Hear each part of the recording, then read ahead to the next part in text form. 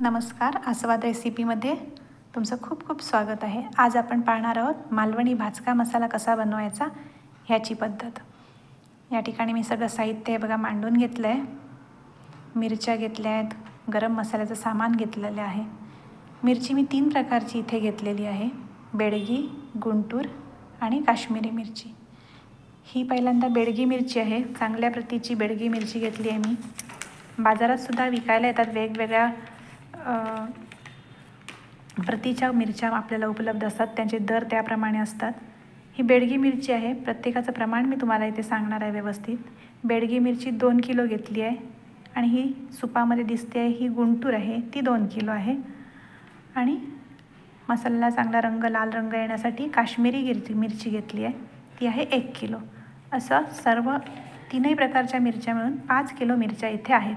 आणि या 5 किलो मिरचीसाठी लागणारं हे गरम मसाल्याचं साहित्य इथे मी सांगते तुम्हाला. हे धणे आहेत 1 किलो, मिरी आहे अर्धा किलो, खसखस अर्धा किलो म्हणजे 500 ग्रॅम, मसाला वेलची ही बघा 100 ग्रॅम घेतली आहे मसाला वेलची, टॅग लावले आहे तिथे.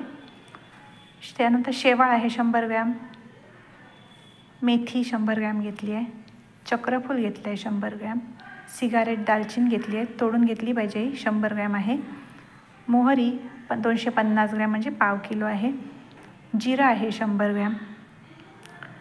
पुढे बडीशेप आहे बघा 250 ग्रॅम म्हणजे पाव किलो. त्याच्यानंतर शहाजिरा आहे 100 ग्रॅम. हिंग घेतला आहे खड्याचा 50 ग्रॅम आहे. लवंग आहे 100 ग्रॅम. जायफळ आहे 100 ग्रॅम. हळद कांडी 250 ग्रॅम म्हणजेच पाव किलो. ही फोडून घेणार आहे मी भाजताना, म्हणजे नीट भाजली जाईल. या ठिकाणी आहे रामपत्री 100 ग्रॅम आहे रामपत्री, आणि त्याच्यासोबत आहे जायपत्री 100 ग्रॅम. आणि शेवटी नागकेशर 50 ग्रॅम. हे सर्व साहित्य मी आता आमच्या या परसात एक चूल केली आहे मी. घरात मसाल्याचं सामान भाजलं, मिरची भाजली तर वृद्धांना, लहान मुलं आहेत त्यांना खोकला येऊ शकतो, त्रास होईल म्हणून इथे बघा या टोपात मी आता पहिल्यांदा गुंटूर घातली आहे भाजायला. थोडंसं तेल लावून घेतलं होतं मलाही खोकला येऊ नये यासाठी. आणि हे सतत ढवळत राहून मंद आग केली आहे, जास्त आग केली नाही, करपू देता कामा नये, कारण त्यामुळे नंतर मसाला काळा पडू शकतो आपला, लाल रंग नीट येणार नाही. सतत ढवळत राहून ही गुंटूर मिरची मी भाजून घेतली आहे. गुंटूर झाल्यानंतर आता मी बेडगी मिरची भाजायला घातली आहे या ठिकाणी. ही सुद्धा सतत ढवळून हलक्या हाताने मंद आगीवर ही बघा असं भाजून घेणार आहे. आणि भाजून झाल्यानंतर अंगणात ही कडक उन्हामध्ये सुकत ठेवली आहे, जेणेकरून ती कुरकुरीत होईल. सकाळच्या वेळेला ऊन चांगलं आहे, 12 वाजे 12:30पर्यंत चांगली कुरकुरीत होणार आहे ही. आणि मग मसाला कुटताना त्रास होणार नाही, म्हणजे जास्त कूट शिल्लक राहणार नाही, मागे नीट कुटली जाईल. आणि यानंतर मी बाकीचं जे गरम मसाल्याचं साहित्य आहे ते भाजून घेणार आहे. तोपर्यंत हिला उन्हात वाळायला ठेवते मिरचीला. धणे घातले ते बघा, धणेसुद्धा लगेच भाजतात, जास्त वेळ त्याला काय भाजावे लागत नाहीत. परतून नीट घेतले तिथे बघा. रंग बदलायला द्यायचा नाही त्याचा, पण नीट भाजले पाहिजेत, गरम झाले पाहिजेत, जेणेकरून चांगले कुटले जावेत. सगळंच साहित्य असं थोडं गरम करून भाजून घ्यायचं आहे, एक एक करून. उन्हाळ्याचे दिवस आहेत, आगीकडे त्रासही होतो, पण मसाला भाजायला घरात खूप त्रास होईल. गॅसवर हे शक्य नाही आपल्याला, संपूर्ण घरात त्याचा वास भरून राहतो. मिरी घालते बघा. असं एक एक साहित्य हे नीट भाजून घ्यायचं आहे. धणे आणि मिरी जरा जास्त आहे, त्यामुळे मोठ्या टोपातच मी इथे भाजून घेतलं आहे बाहेरच. बाकीचं साहित्य घरातही भाजता येतं आपल्याला, थोडं आहे. 100 ग्रॅम जे आहे ते छोट्या गॅसवर कढई ठेवली तर भाजता येतं आपल्याला, कारण मिरचीसारखं त्याला खोकला येत नाही इतर साहित्याला. हे तमालपत्र आहे, घरी माझ्या परसात झाड असल्यामुळे मी हे दुकानातून विकत आणलं नाही आहे. पानं काढली, लगेच वाळवली नाही आहेत, अशीच भाजून घेतली आहेत. तुम्ही ती वाळवूसुद्धा शकता. अगोदर काढून ठेवायची आणि उन्हात चांगली वाळवून घेतली की वर्षभरसुद्धा ती टिकून राहतात. आता मी हे झाड असल्यामुळे ती घेतली आणि लगेच भाजायला घेतली. हे बघा बाकीचं साहित्य मी एक एक करून हे लवंग घेतलं आहे, घरात घेतलं आहे आता मी आता कढईमध्ये, कारण थोडं आहे, प्रमाण कमी आहे, एवढ्या मोठ्या टोपात ते नीट भाजले जाणार नाही. बडीशेप घेतली आहे,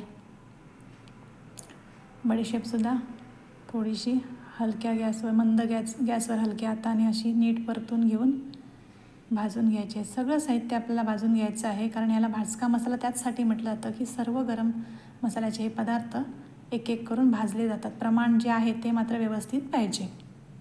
हे चक्रफूल घातलं आहे याच्यात, हे भाजून घेते. हे बघा थोडं थोडं भाजायचं आहे, जास्त त्याला करपू द्यायचं नाही आहे, जसं मी सांगितलं आहे पहिल्यांदा तसं. एक एक करून आपण हे भाजून घेऊया आणि सर्व साहित्य काढून ठेवूया. ही मसाला वेलची आहे. काही जण याच्यावर हिरवी वेलचीसुद्धा घालतात, पण मी काही घटक आहेत जे अवॉइड केले आहेत, घेतले नाही आहेत, जसं की हिरवी वेलची आहे किंवा कसुरी मेथी आहे, हे मी घातलेलं नाही आहे. बाकीचे जे तुम्हाला मी प्रमाण सांगितलं आहे, जायपत्री, रामपत्री, ही बघा जायपत्री घातली आहे. ही भाजून घेणार आहे या ठिकाणी. हलक्या हाताने थोडं थोडं भाजून घेते आहे मी. हे भाजायला थोडा वेळ जातो, पण वर्षभराचा मसाला एकत्र कोकणामध्ये केला जातो, एकदम पूर्ण 10-12 महिन्यांसाठी लागणारा, त्यामुळे थोडा वेळ द्यावा लागतो तिथे. मोहरी घातली आहे भाजायला. काही घटक आहेत ते ऑप्शनल असतात, जसं जसं ज्यांना ज्यांना जो स्वाद आवडेल तो घेतला जातो. जायफळ घेतलं आहे बघा, तुकडे केलेत जायफळाचे आणि भाजून घेते.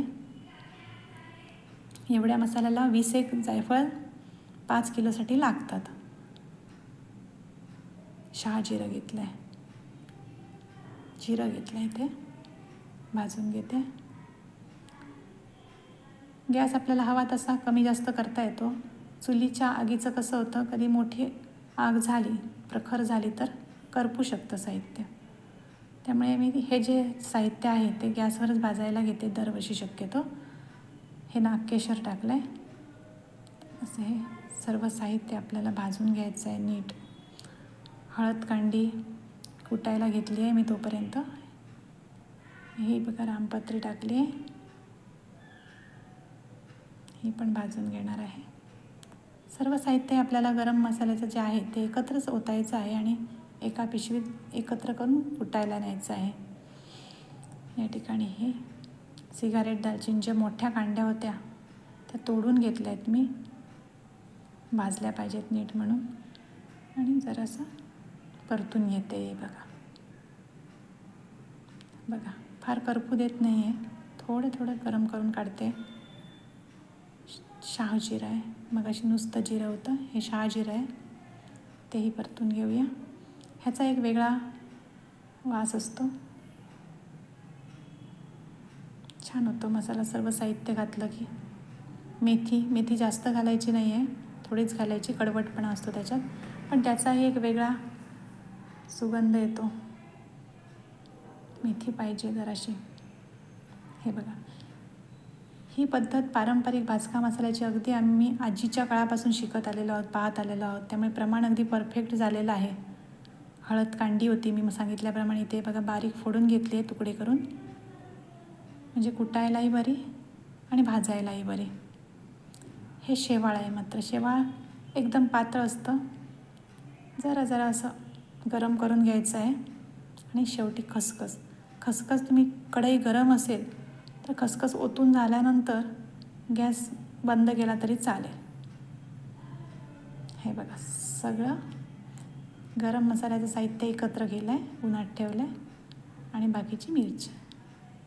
आणि या ठिकाणी हे बघा मसाला कांडपमध्ये नेऊन मसाला माझा कुटून तयार आहे. आपणही माझी ही रेसिपी अवश्य एकदा या प्रमाणाप्रमाणे भाजका मसाला करून बघा. खूप छान स्वाद आहे मालवणी भाजका मसाल्याचा. धन्यवाद.